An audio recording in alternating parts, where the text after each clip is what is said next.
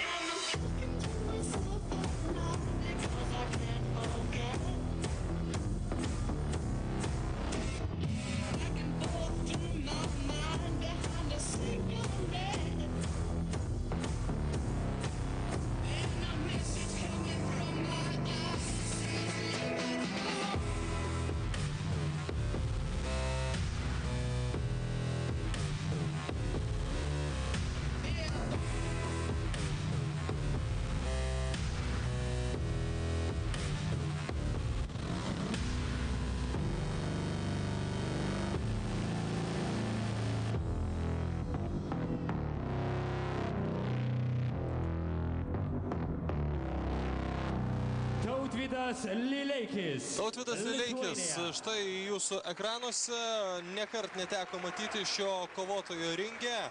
Na ir tai, kad jis labai dažnai kovoja ir pagal MMA taisyklės galime spręsti, jog jis yra labai stiprus ir partijoje, jis labai stiprus yra imtynėse. Radoslavas Pačiuskis, jo priešininkas, galime nebijoti, kad kova bus neįtikėtinai įdomi.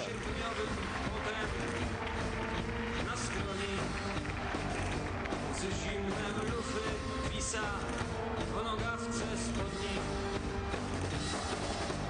Siekiera, motyka, kilka szklanka. Biało-czerwona opaska, moja opaska na ramię powstańca.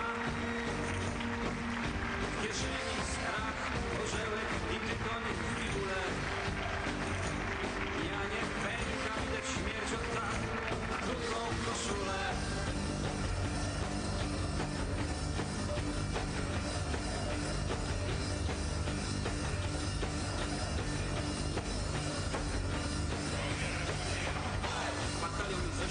Oj, batalion pięść, oj, batalion miotła, oj.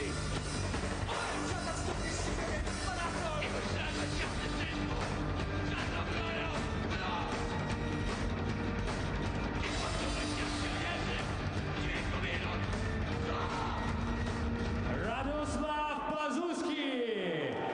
Radoslavas Pačiuskis, štai taip jis pasitinkamas Plocke, be jokios abejonės viena didesnių žvaigždžių. Jis yra Lenkijoje koviniame sporte. Dar kartą priminsiu, KOK Heroes 2014 Fight Box.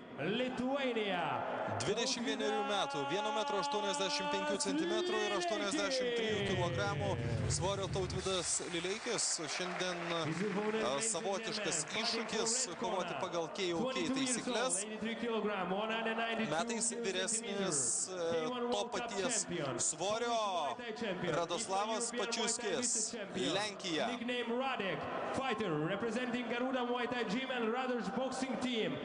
Na gerokai aukštesnis už Tautvydą, tai bent jau kalbant apie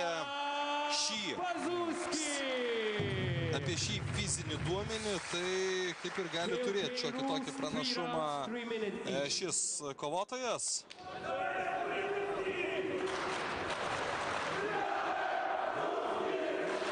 Na ir fantastinis palaikymas Rado Pačiuskį skanduojama arenoje. Šiaip labai panašaus sudėjimo abu kovotojai. Bus proga susipažinti su Tautvydu Lileikiu.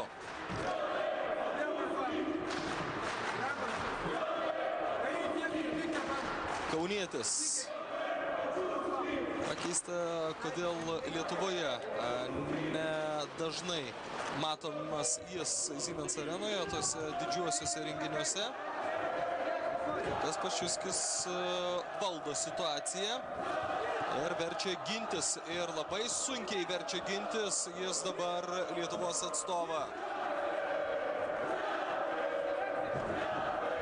Na štai čia kur kas malonesnis vaizdas. Bandoma perimti iniciatyvą ir tokiu būdu nokautuoti savo priešininką.